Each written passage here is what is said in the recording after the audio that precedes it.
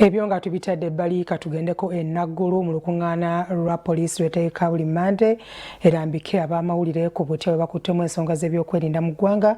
Omwogezi wa poliisi Fred Enanga gy'asinzidde n'ategeeza nga bwe bamaze enteekateeka ez'okuyita abasamwasamwa n'ebigambo ku ngeri yali Sipiika Jacob Oulanyah gy'afaamu basobole okunnyonnyola kidiridde olunaku olwokutaano omukulembeze w'eggwanga Yoweri Kaguta Museveni mu kulonda Sipiika Anita Among yalagira poliisi okukwatawo bonna abasamwasamwa n'ebigambo ku nfa y'omugenzi Sipiika Jacob Oulanyah.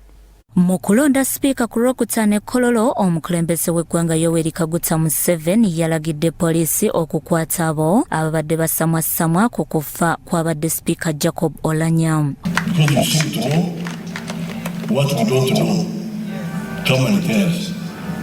So when you hear the police, don't say how are things, because you cannot go on with this way. Omwogezi wa poliisi Fred Enanga leero asinzidde naggulu ku kitebe n'ategeeza nti babaliriza entegeka ku bye bagenda okuyita bannyonnyole. Ekiseera kino tukuŋŋaanyizza obutambi bwonna, buli omu bw'abadde aviirayo n'ayogera ebikankana kino kiri nze mmanyi kino kye kyamuviiriddeko okufa. Bajja kubitunnyonnyola okusinga okwo nga tumaze ebikolwa enteekateeka ey'okuziika. So tufunye ku social media tukuŋŋaanyiza obutambi obuwerako obugenda okutuyamba mu kukola okunoonyeza, kubanga kifudde omuze bannayuganda abamu bakifudde omuze nti abakungu bwe bafa mu ggwanga lyaffe lino kwegamba tewali afa bulwadde bwa bulijjo. Bagenda kubayita kinnoomu ekibuli ku kitebe ky'abambega mu poliisi bannyonnyole ku bujulizi bwe babalinako ku by'okufa kw'omugenzi eyafiiridde mu America Seattle nga 2 March. So abo bonna abazze babuzaabuza bannayuganda n'okubawuddiisa nti omugenzi Honorable Jacob Oulanyah teyafa bulwadde bwa bulijjo, tulina okulaba nga oluvannyuma lw'okuziika tubayita ku kitebe ekikulu ekya CID headquarters abatunnyonnyole akanaana n'akataano. Enanga asabye ab'amasomero ne ziwooteri okwongera ku bukuumi ku bifo byabwe olw'ettemu erisusse ku bakuumi. Naye nga okuwabula okw'amaanyi kwe twagala okuwa bannannyini masomero kyekyokuba nti tebateekamu ssente mu bya security mu masomero agawerako naddala aga boarding. N'osanga nga basikaali bali 2 ekiro 2 emisana, kintu kya bulabe nnyo, ate nga security y'abaana ne ssente z'oba otadde mu ssomero nazo ziba nnyingi. So tubakubiriza okwongeramu amaanyi mu security eno gye bateeka mu masomero.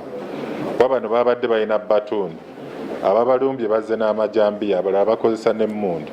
Ba DPCs baweereddwa ekiragiro okuŋŋaanya emmundu okuva mu bano. Emmundu zino bazipangisa bupangisa kuva ku poliisi, so zibeera mmundu za gavumenti, n'okulaba nti bategeeza abo be badde bakuuma ebifo byabwe okunoonya obukuumi mu kampuni endala ez'obwa security. Okutandika n'omwezi gwa April ababadde ne passport enkadde kyakuba kizibu okuzikozesa okusinziira kwa myuka omwogezi wa minisitule y'ensonga z'omunda mu ggwanga Timothy Simwe. Zino passport empya zikirizibwa mu nsi yonna, ekitali ku eno passport. So nga nya April mwaka guno buli munnayuganda afuluma eggwanga alina kubanga alina passport eno ng'ekirizibwa yokka kutambula mu nsi yonna. Naye kino abannayuganda bali wabweru bwa Uganda nga balina passport zino enkadde bakirizibwa kuyingira mu Uganda ne bafuna zino empya, naye tebagenda kufuluma na zino.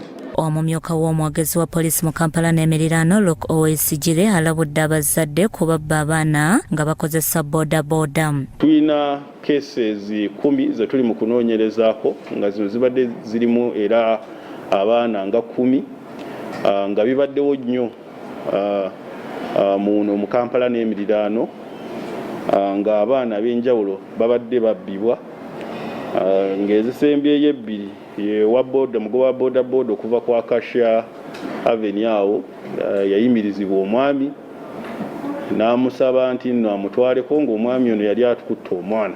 Bikusakiddwa Olagabjo, Crossroads TV, Omunnyo.